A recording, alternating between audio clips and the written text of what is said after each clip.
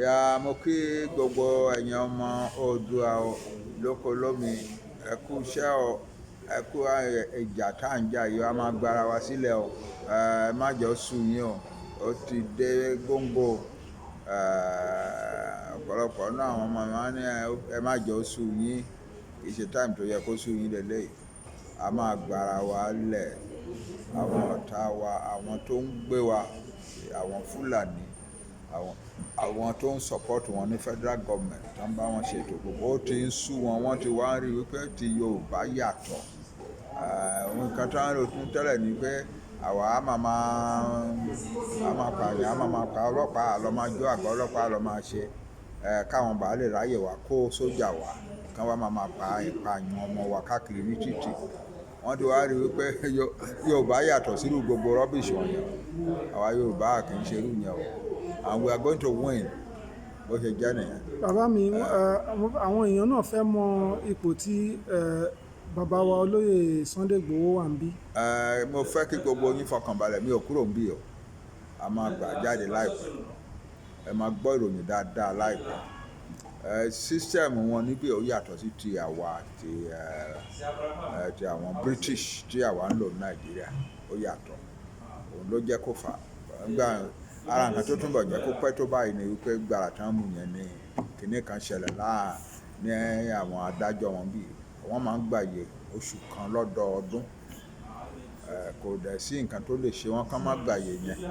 olùjọ́ mẹ́ta mẹ́rin tán mú gbà táyè yẹn bẹ̀rẹ̀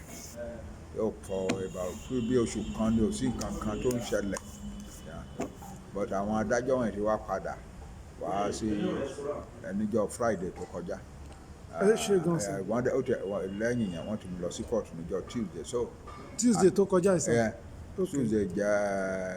jẹ́jọ́ Tuesday jẹ́jọ́ so I think I move closer and closer and closer Ọlọ́run àṣẹ o Ọlọ́run àṣẹ mo fẹ́ kẹ́ fọkàn balẹ̀ àwa tá a jẹ́ bàbá ẹ̀ tá a jẹ́ bàbá yín tá a dúró síbí tá a rí i pé ọ̀rọ̀ ẹ̀ ó lọ bó ṣe yẹ kó lọ a kúrò ń bí Ọlọ́run á dẹ̀ fún wa ṣe ẹ kú iṣẹ́ o gbogbo yín mo kí yín o táìmù ti tó fún Yorùbá láti kúrò ní Nàìjíríà ká gbára wa kúrò irú kọ́ńtì tó yẹ kí àwa Yorùbá wà kọ́ nìyẹn ẹ kú iṣẹ́ náà Ọlọ́run fún yín ṣe o. Èní ní 4 of October so káwọn èèyàn lè mọ̀ pé Tuesday jẹjọ yẹn wọ́n á lè calculate ẹ̀ fúnra wọn so kọ́ máa rò pé old video ní eléyìí. no bẹ́ẹ̀ ni o ní 4th of October 2021 Tuesday jẹjọ exactly wọ́n lọ sí court ok ẹ jọ̀ọ́ nípa ọ̀rọ̀ United Nations ibo ni ọ̀rọ̀ wa dé dúró níbẹ̀. ìyẹn ń lọ ọ̀rọ̀ United Nations àwa Yorùbá nǹkan tó wà ń bẹ̀ ni wípé àrẹ́dì ṣe rí ìjọ tí bàbá wa Awólọ́wọ̀ ní kí gbogbo èèyàn máa kọ́ àwọn ọmọ sí skul yẹn bóyá ni bàbá mọ̀ pé nǹkan tó tóbi tẹ́lẹ̀ yìí lòun ṣe fún Yorùbá o we are a very powerful nation and gbogbo ayé ti ń mọ̀ wípé àwọn kan jẹ́ Yorùbá o pé àwọn Yorùbá yẹn wọ́n dẹ̀ ní readiness láti ṣètò ara wọn wọ́n ti ready láti ṣèjọba ara wọn lọ́nà tó kún tó dáa tó dẹ̀ máa mú iyì wá fún Yorùbá káàkiri ayé gbogbo Yorùbá káàkiri ayé ti wá ń kóra jọ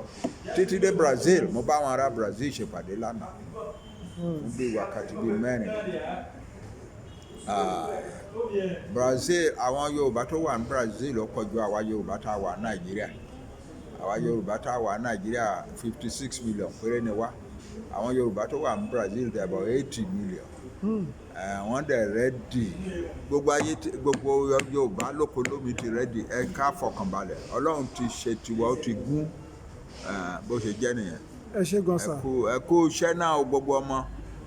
ọmọ mi ẹ kú iṣẹ́ o Ọlọ́run á fún yín ṣe o èmi bàbá yín mi ò kúrò nídìí nǹkan tá a jọ fẹnu sí o we want our own country and we are going to get our own country it's that simple. ẹ ṣé gan sà. okay. láti ikọ̀ Yorùbá Nation Global. ẹ ṣé gan sà. all right.